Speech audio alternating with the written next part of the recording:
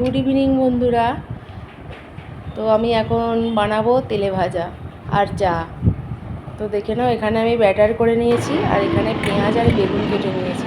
তো পেঁয়াজটা আমি এরকম গোল গোলভাবেই কেটেছি। এরকমভাবে ভেজে খেলেও পেঁয়াজ ভালো লাগবে খেতে, পেঁয়াজি। আর বেগুনি করে নেব। তো ব্যাটারের মধ্যে হালকা একটু হলুদ গুঁড়ো আর লঙ্কা গুঁড়ো আর লবণ দিয়েছি পরিমাণ মতো। তো আমি এইভাবে এবার তেলে ভাজাগুলো ভেজে নেব। তো তোমরা সন্ধ্যাবেলায় এরকম কে কী খেতে ভালোবাসো জানাবে কমেন্টে। আর বানিয়ে নেব চা। তো কে কী খাবে চলে আসো। তো আমি বেগুনিগুলো দেখো এইভাবে ভেজে নেব সব। বেগুনি আর পেঁয়াজি সব রেডি হয়ে গেছে আমার। এবার চা বানিয়ে নেব। তো সন্ধ্যার টিফিনে এরকম গরম গরম চা আর তেলে ভাজা খেতে কার কার ভালো লাগে কমেন্টে জানাবে। শুভ সন্ধ্যা বন্ধুরা, সবাই ভালো থাকবে, সুস্থ থাকবে।